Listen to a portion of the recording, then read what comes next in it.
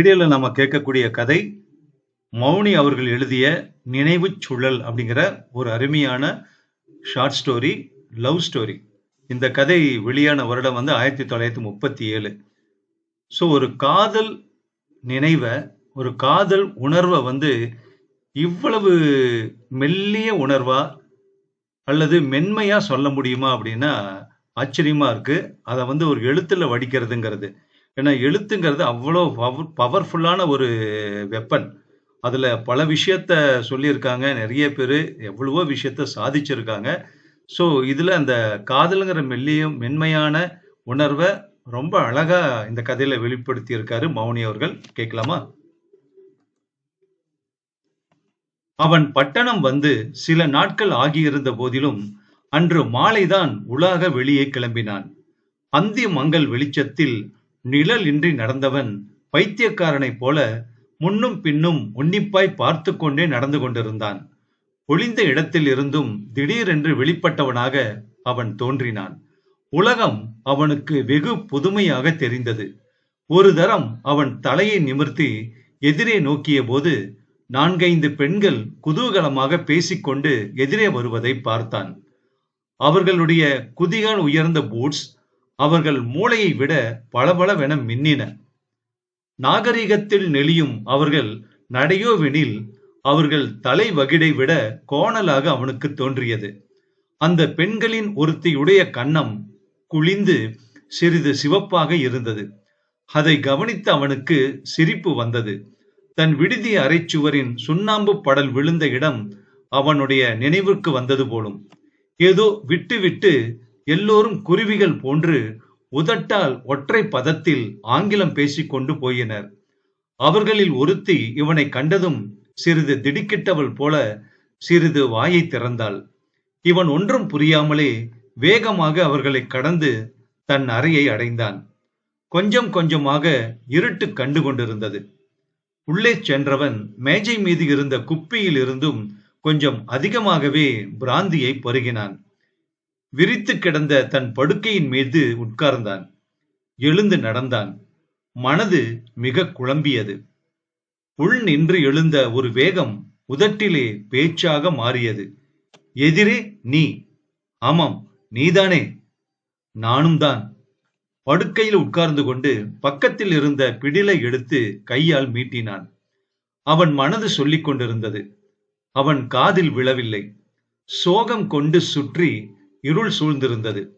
பிடிலும் அதைத்தான் தொனித்துக் கொண்டிருந்தது. சிறிது சென்று எதிரே நோக்கியவன் யாரையோ பார்த்தது போல விழித்துக் கொண்டிருந்தான். துக்கமுற்ற அவன் மனது ஏதோ பாடியது. கண்களில் நீர் அருவிக் கொண்டிருந்தது. ஒரு வகை பயம் கொண்டு விரல்கள் தடுமாறின. அடி மனதில் மூழ்கியது. மெல்லிய படலம் போன்று மிதந்து இரவான இரவே நீயா வரும் சுவடற்று என இருளில் முணுமுணுத்தவன் எதிரே கண்டான். தெளிவற்று மங்கள் ஒளியில் அவள் நின்று கொண்டிருந்தாள். அவளுடைய முகம் திடீரென வாய்விட்டு அலறுதலில் கிடைக்கும் ஆறுதலை அவனுக்கு கொடுத்தது. என்ன சேகரா, எப்ப வந்த என்று அவள் கேட்டபோது இவன் திடுக்கிட்டான். இல்ல, 4-5 நாளாச்சு. நீ எங்க இருக்க அப்படிங்கிறது எனக்கு தெரியவே இல்லை. அதான் உன்னை பார்க்க என்றான். அவன் அறையை சிறிது சுற்றி இருட்டில் கவனித்ததில் அவன் மேஜையின் மீது இருந்த குப்பியை அவள் கண்டாள். சிறிது சீற்றத்துடன் சரி, அதோ என்ன என்றாள். ஒண்ணில்ல என்று அவன் இழுத்தது ஒரு உளறல் போன்று கேட்டது. சரி, அத கொட்ட போறேன். நீ யாரென உனக்கு தெரியுதா? மாமா இருந்தா இப்படி இருப்பியா நீ என்று பேசி அவளுக்கு மேலே வருத்தத்தினால் பேச முடியவில்லை. இனிமே இல்ல, இது மட்டும் என தலை குனிந்து கொண்டே மன்றாடுபவன் போல் சொன்னான். சிறிது நேரம் அவ்விடம் பேசாது நின்று கொண்டிருந்தவள் திடீரென திரும்பி சரி, அப்புறம் பார்க்கிறேன் என்று சொல்லி வெளியே சென்று தன் சிநேகிதிகளுடன் போய்விட்டாள். கமலா படித்துக் கொண்டிருந்த கல்லூரி வருட விழா கொண்டாட்டத்தில் இருந்தது. அன்று கச்சேரி முடிவடைந்த பின் 1 மணி நேரம் சங்கீதம் நடைபெறுவதற்கு ஏற்பாடு செய்யப்பட்டிருந்தது. கல்லூரி மாணவிகளிலே கமலாதான் மிகவும் நன்றாக பாடுபவளாக கருதப்பட்டவள் மற்றும் சங்கீத பயிற்சிக்காக ஒரு வகுப்பு அந்த கல்லூரியில் இருந்ததினால் பாடுவதற்கும் பிடில் வாசிக்கவும் மாணவிகள் நிறைய இருந்தார்கள். அந்த 1 மணி அவகாச சங்கீத கச்சேரிக்கு கமலாவை பாட ஏற்பாடு செய்யப்பட்டிருந்தது.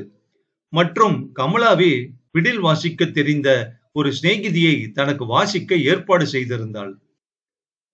முதல் நாள் மாலை சேகரனை கண்டது முதல் ஏதோ காணாமல் போன வஸ்துவை தேடி எடுக்க முயற்சிக்கும் ஒரு சிரமம் போன்று அவள் மனது அடித்துக் கொண்டிருந்தது. அவனை பால்ய வயது முதல் தான் அறிந்த விதம் ஒவ்வொன்றையும் கிளறி பார்த்தாள் அவள். மனதிற்கு மட்டும் ஒன்றும் புரியவில்லை. சேகரனுடைய தகப்பனார் கமலாவின் மாமன். அவர் ஒரு சீமானாகத்தான் இருந்தார். அவனுடைய சிறு வயதிலேயே அவர் இறந்து விட்டார். மற்றும் சேகரனுடைய தாயார் சமீபத்தில் 2 வருடங்களுக்கு முன்புதான் காலம் சென்றாள். சேகரன் கமலாவிற்கு சுமார் 7 அல்லது 8 வயது மூத்தவனாக இருக்கலாம். சிறு வயதில் இருவரும் சேர்ந்தே சகோதர சகோதரியாக விளையாடியவர்களானாலும் சமீபமாக அதிகமாக பார்த்து கொண்டதில்லை. காலையில் கமலா அவனை பார்க்கச் சென்றாள். அவன் அறையில் நுழையும் போது உள்ளிருந்து பிழில் சப்தம் வருவதைக் கேட்டு சிறிது வெளியிலேயே நின்றாள்.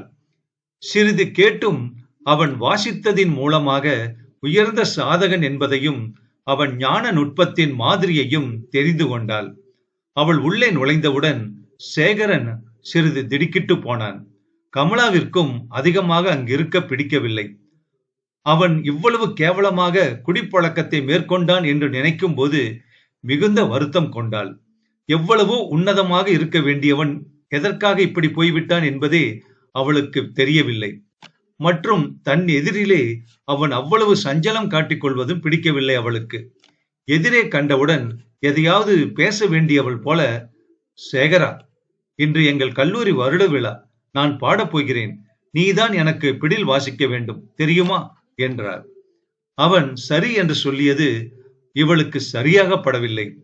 மற்றும் அதே கணத்தில் தான் எதற்காக அவ்விதம் சொன்னோம் என்ற யோசனை எழ அவள் சீக்கிரமே அவனை விட்டு அகன்றாள். கச்சேரி முடிவடைந்து கொண்டிருந்தது. 5 மணி ஆகப் போகிறது. சேகரனை காணோம். விருதங்கக்காரன் வந்துவிட்டான். சேகரன் வரப்போறதில்லை என்று எண்ணி தன் சிநேகிதியையே வாசிக்க ஏற்பாடு செய்தாள் கமலா. 5 மணியிலிருந்து 6 மணி வரையிலும் அக்கச்சேரி நடைபெற வேண்டியது என நிகழ்ச்சி குறிப்பில் கண்டிருந்தது. அன்று நல்ல கூட்டம். பட்டணத்தின் பிரமுகர்கள் அநேகமாக எல்லோரும் தம்பதி சகிதம் வந்திருந்தனர். எல்லோரும் வரிசையாக போடப்பட்டிருந்த ஆசனங்களில் கச்சேரி கேட்க அமர்ந்து விட்டனர். கச்சேரி மேடை மீது வேறு வகையின்றி கமலாவின் சிநேகிதி ஏறும் சமயத்தில் சேகரன் அங்கே வந்து சேர்ந்தான். மேடையில் காலியாக இருந்த ஒரு இடத்தை நிரப்பவே வந்தவன் போல் திடீரென்று அங்கே வந்து உட்கார்ந்தான். பிடிலை எடுத்து சுருதி சேர்த்துக் கொண்டான். எட்டி இருந்தும் அவன் வாய் வாசனையை கமலா உணர்ந்தாள். கண்களும் அவன் நிலையை நன்கு உணர்த்தின. கமலா கச்சேரியை நல்லபடியாக செய்ய எண்ணி முதலில் வர்ணம் பாட ஆரம்பித்தாள். ஒரு கணம் தாமதித்து சேகரன் கூட சேர்ந்தான். இனிமையானதெனினும் திடீரென மிகுந்த இனிமையுடன் சரி சரி என 2 தரம் அவன் வில்லை இழுத்து சேர்ந்து வாசிக்க ஆரம்பித்தான். அப்போது சபையோரிடம் ஒரு வகை பரபரப்பு காண ஆரம்பித்தது. அவள் ராக ஆலாபனையை முடித்தவுடன் இவனுக்கு விட்டாள். அவன் 3 நிமிடம் வாசித்தான். நன்றாக வாசிக்கிறான் என்பதை உணர்ந்து சபையோரிடம் தலையாட்டல் காணப்பட்டது. தோடியில் அவள் கீர்த்தனம் எடுத்தபோது ஏதோ வெறிச்சென்று இருந்தது. இவன் பக்கம் கமலா பார்த்தபோது அவன் சும்மா இருப்பதை கண்டாள். அவனும் சேர்ந்து வாசிக்க ஆரம்பித்த போது அந்த மண்டபம் நிரம்பியது மாதிரியாக தோன்றியது. மது மயக்கம் அவன் ரத்தத்திலே கலந்து துடிப்பை கொடுத்திருக்கலாம். அவனுடைய மௌனம் கலைந்து சங்கீதமாக வெளிப்பட்டிருக்கலாம். எட்டிய ஆசனங்களில் பல வர்ண பட்டு வஸ்திரத்தில் பதுமைகள் போன்று சமைந்து இருந்தவர்களை அநேக ஸ்வர சித்திரங்களாக அவன் கண்டிருக்கலாம். ஆனால் அவன் அப்படி வாசிக்க இவைகள் தானா காரணம்? அவனுடைய ஜீவ உள்ள கிளர்ச்சியானது சங்கீத பாஷைகளே ஏதோ பேசுவது போன்றுதான் கமலா எண்ணினாள். தனக்கு ஏதாவது அது சமாச்சாரம் சொல்லுகிறதா என்று கவனிக்க அவள் சிறிது நின்றாள். அவன் வாசித்துக் கொண்டிருந்தான். ஆமாம், அது மாதிரி அவன் வாசித்ததே இல்லை. அறியாது பந்தம் இறுகிக் கொண்டது. கண்டுகொள்ளாத வரையில் நிரடான முடிச்சாகத்தான் இருந்தது. அறிந்து கொண்டு அதன் சிடுக்கில் அமைதியை நாடும்போது அது நழுவிக் கொண்டது. யாராலும் கூட வர முடியாத அவ்விடத்தை அடையும் ஆவலைத்தான் சப்தித்தது போன்று கருணையையும் கடந்த உணர்ச்சியற்ற சிரிப்பை அது ஒலித்தது அந்த நாதம். ஆம், போகிறேன், உன்னால் முடியாது, கடந்து தாண்டி அறிய. மிகைப்பட்டதினால் ஒழிக்கப்பட்டவன் என்ற உணர்ச்சி கொள்ளும் ஒரு வகை இனிப்பு. இல்லை என தடித்து நிரூபிக்கும் ஆர்வத்தில் அமைதியற்ற அலைகளைத்தான் அவள் மனதில் எழுப்பினான் அவன். ஹிருதயத்தின் சங்கீத ஒளி சப்தமின்றி வெளி வியாபம் கொள்ளும் என்ற நினைப்பினால் அதை விடாது பிடித்து விரல் நுனி வழியே பிடில் தந்திகளிலே ஏற்றி நாத ரூபமாக்க சிரமப்பட்டான். நீல வானத்தை அணுகி மறைந்த சூரிய ஒளியில் சலிக்கும் அநேகவித வர்ண மேகங்களைத்தான் காட்டி நின்றன அவன் பிடித்த ஸ்வர கற்பனைகள். உயிரே பறந்து மறைந்தும் காதில் இனிக்க கூவும் இன்னிசை பறவைகளே போன்று அவன் கீதம் சபையோர்களை பரவசமாக்கியது. இறந்த காலத்தின் எதிரொலி இடைவிடாது அசரீரியாக கூப்பிடுவதாக எண்ணி கமலா கவனித்து நின்றாள். அவள் கண்கள் தழும்பின, பார்வை மங்கியது. கொஞ்சம் கொஞ்சமாக தன் பாலிய கால நினைவுகளை தனக்கு வெகு சமீபமாக கண்டாள். கார்த்திகை மாதத்தில் தன் வீட்டு வாயிலில் இருந்து கிழக்கே கண்ணுக்கு தெரியும் வரையில் பச்சை பசேல் என்ற நெற்பயிர் கடலின் கொந்தளிப்பு, வெட்டுக்கிளியின் இடைவிடா சத்தம், வரப்புகளின் நடுவே பார்வை மறையும் வரையில் திட்டு திட்டாக குட்டையான கருவேல மரங்கள் படர்ந்து நின்றிருந்தன. எட்டிய சேரிகளின் தூர தோற்றம் சாசுவதத்திலே அழுந்த புதைந்தன போன்று கண்கள் எதிரே நின்றன. ஆகாயம் மேக மறைப்பினால் மந்தமாக தோன்றும். மழை அடிக்கும் போது வீட்டினுள் தன் தாயாரின் குரல், தனக்கு மிகுந்த பிரியமான குஞ்சு பாப்பாவின் இனிமையான மழலை சொற்கள், அர்த்தமற்று இவைகள் மனதை இன்பமயமாக்கின. அளவுக்கு மீறிய அதிக இன்பத்திலும் உணர்வு சோர்வு கொள்ளா வகையில் கமலா கேட்டு நின்றாள். அவள் கண்களில் பனிப்படலம் போன்று நிச்சயமற்ற நினைவுகளின் ஞாபகம் மிதந்தது. அவன் கானம் அவளுக்கு ஏதாவது செய்தி கொண்டதா? அவள் கவனித்துக் கொண்டிருந்தாள். கல்லூரி சங்கீத பயிற்சியாளர் மூக்கு கண்ணாடியுடனும் ஜரிகை அங்கவஸ்திரத்துடனும் முன்னால் உட்கார்ந்திருந்தார். அவர் அடிக்கடி நழுவி நழுவி கீழிறங்குவது போல் மூக்கின் மேலே சரிந்த தனது மூக்கு கண்ணாடியை மேலே இழுத்துவிட்டு சரி செய்து கொண்டார். ஆனால் நழுவி நகர்ந்து ஸ்திரமற்று மேலோங்கி சிதறிச் செல்லும் அவரது சிந்தனையை அவரால் சரி செய்து கொள்ள முடியாதவர் போலத்தான் அவர் விழித்து கேட்டுக்கொண்டிருந்தார். அதற்கு பிறகு ராக மாளிகை பாட ஆரம்பித்தாள் கமலா. ராக மாளிகை எடுத்திருக்கிறாள் சார் என வரட்டு தவளை போன்ற குரலில் விழி பிதுங்கும்படி சொல்லக்கூட முடியவில்லை அந்த புரொஃபசருக்கு. பாவம், அவர் கைகள் தான் அடிக்கடி கண்ணாடியை நாடின. சேகரின் உதடுகள் சோர்வு கண்டு பிரிந்தன. அவன் கண்கள் பிரகாசம் அடைந்தன. மிக அழுத்தமாக லயித்து சேர்ந்தே வாசித்து வந்தான்.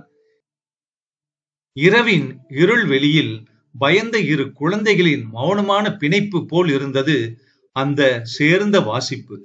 நடுவே எதையோ கண்டு திடுக்கிட்டு அதோ அதோ என்று ஒன்று வீறிட்டது போன்ற குரல் கேட்டது. சேகரன் மட்டும் வாசித்துக் கொண்டிருந்தான். ஆமா, நான் போறேன், எட்டிய தூரம் அல்ல, யாராலும் தொட முடியாத அங்க. திரும்பி திரும்பி இதையே அவன் பிடில் சொல்லிக் கொண்டிருந்தது. அவன் பிடிலை பெட்டியினுள் வைத்து எடுத்துக்கொண்டு சாவதானமாக வெளியேறினான். இரவு அவன் அறையை அடைந்ததும் அவன் மனது நிதானமின்றி சலித்தது. மிச்சம் மீதி குப்பியில் இருந்ததை குடித்தான். மனது மிக பீதி அடைந்த நிலையில் உட்கார்ந்தான். மறுபடியும் தன் பிடிலை எடுத்து வைத்துக் கொண்டு வாசித்தான். அலுப்பும் சோகமும் தந்திகளில் இருந்து வீறிட்டன. சேகரன் தன்னுடைய பழைய நிலையை அடைய வேண்டினான். அப்படியாயின் தன்னால் எவ்வகை நிலையில் வளர முடியும் என்பதை எண்ணினான். உலகிலே ஒழிக்கப்பட்டவனே போன்று இருத்தலை மிக வேண்டினான். ஆனால் இப்போது எங்கு ஒளிந்து கொண்டிருக்க முடியும் என்பதுதான் புரியவில்லை. போவதாக தோன்றும் இடமோ எல்லையற்றதாக இருந்தது. செய்ததை துடைத்து மறைக்கும் வல்லமை இல்லாததினால் தான் செய்த ஒவ்வொரு காரியங்களின் மதியீனத்தையும் கண்டான். அன்று இரவு மழை நன்றாக அடித்து நின்றது. அவன் மறுநாள் அதிகாலையிலேயே எழுந்தான். வெளியில் உட்கார்ந்து கத்திக்கொண்டிருந்த அநேக பறவைகளை அவன் பார்த்தான். விடுபட்ட நாணினின்றும் அம்பு பறப்பது போல் கீச்சிட்டு வெற்றென்று ஆகாயத்தில் எழும்பி மறைந்தன சில. மற்றும் சில கத்திக்கொண்டே தரையை தொடும் வகையில் சிறகு விரித்து இறை தேட பறந்தன. உலகத்தில் புது ஒளி பரவுவதாக சேகரன் நினைத்தான். வீதிகள் மழையினால் சுத்தமாக்கப்பட்டிருந்தன. மேலே வானம் நிர்மலமாக தெரிந்தது. சாலை ஓரங்களில் நின்றிருந்த 1-2 மரங்கள் ஆனந்த கண்ணீர் உதிர்ப்பதை போன்று ஜல துளிகளை சுட்டி நின்றன. காலை சூரியன் உதயமானான். சேகரன் விடுதியை விட்டு வெளியேறினான். அன்று சாயந்திரம் கமலா சேகரனை காண வந்தாள். அவன் இருந்த அறை காலியாக இருந்தது. கல்லூரி விடுதியின் மேல் மாடியில் இரவு வெகு நேரம் வரையில் அவள் தனியாக உட்கார்ந்திருந்தாள். சந்துஷ்டி அற்ற உலகினின்றும் எவ்வளவு தூரம் விலகி நிற்க முடியும் என்று நினைப்புள்ளவை போல் எண்ணில் அடங்காத நட்சத்திரங்கள் உயரே அமைதியில் பிரகாசித்திருந்தன. எட்டிய மாதா கோவில் மீது நின்ற சிலுவை ஆன்மாக்களுக்கு ஆறுதல் கூறும் வகையில் கையை விரித்து ஆசீர்வதிக்கும் பாவனையில் தோன்றியது. ஒரு குடிகாரனுடைய உளறல் சத்தம் தூரத்தில் மறைந்து கேட்டுக்கொண்டிருந்தது. உலகத்தின் சிறு ஒளிக்காட்சி நிரம்பிய மனதில் தழும்பிய கண்களால் மெழுகப்பட்டது போல் இருந்தது. ஒன்றும் நன்றாக தெளிவுபடாது, எல்லாம் மங்கலாக தெரிந்தது. மனது விரிவாகி எட்டிய வெளியில் சென்றது. அவள் சிநேகிதி படியேறி வந்து கொண்டிருந்தாள். மெதுவாக நெருங்குவது இவளுக்கு தெரியவில்லை. எங்கேயோ இருந்து ஒளிந்ததை தேடி தருவித்து அழைத்ததை அது மறைந்தும் சஞ்சலம் கொடுப்பதற்கு காரணம் என்ன? சேகரன் எங்கு சென்றான் என்பது தெரியாததனாலா இவ்வளவு மனசஞ்சலம்? அல்லது அவனிடம் ஏதாவது ரகசியம் அவளால் பகரப்பட்டதாக நினைத்து அவன் இழப்பில் இந்த சஞ்சலமா? அவனிடம் என்ன ரகசியம் தன்னால் கொடுக்கப்பட்டது என்பது புரியவில்லை. ஏதோ அது மாதிரியான எண்ணம் அவள் மனதில் உண்டானது உண்டு. அவன் மறைந்து விட்டான் என்பதில் ரகசியமும் வெளிக்காணாது மறைந்தது என்ற எண்ணத்தில் சிறிது மன ஆறுதலும் கொண்டாள். ஆனால் அவன் மறைவு இவளுக்கு ஒரு வகையில் அமைதியை கெடுத்தது. தன் மனதில் புரியாது புறம்பாக மறைந்து நின்ற ஒரு உணர்ச்சி எழுப்பப்பட்டதுதான் இவ்வகை மனக்கிளர்ச்சிக்கு ஆதாரம் போலும். என்ன எண்ணம்? அறியாத வகையில் ரகசியம் என கருதிய எண்ணம் அவனோடு பகிர்ந்து கொண்டேன். வெளியே தெளிவாக தோன்ற முடியாதது உள்ளே இருந்ததா? இந்த புரியாத அமைதியின்மைக்கு காரணம் தன்னுடைய மனதே பிளவு கொண்டு ஒன்றையொன்று ஒன்றுமில்லாததற்கு பரிகசிப்பதுதானா? அவளால் யோசிக்க முடியவில்லை. முடியாததையும் உணர முடியவில்லை. வட்டத்தை சுற்றி சுற்றி ஆரம்ப இடமே முடிவிடமாக சுழன்று விரிவுபட்டு சிறிது மன வெளிச்சி கொண்டு பிரிதொரு சுழலில் அகப்பட்டு கொண்டாள். அண்டத்தை பரிணமித்து நிற்கும் சுழற்சிக்கு விரிவுபட அவளுக்கு மூளை வன்மை இல்லை. வேகமின்றி குழம்பும் சுழலில் அகப்பட்டு தடுமாற்றத்தில் ஆதி நிலையிலும் அடிபட்டு போவதைத்தான் கண்டாள். தன் பெண்மையின் வீழ்ச்சியை நன்கு உணர்ந்து கொண்டாள். அவள் சிநேகிதி வெகு சமீபம் வந்துவிட்டாள். அவளை தட்டி, என்ன கமலா, எவ்வளவு நேரம் மேல இருக்க? வா, கீழே போலாம் என்று சொல்லி கீழே அவளை அழைத்துச் சென்றாள். சிறுகதை முற்றும்.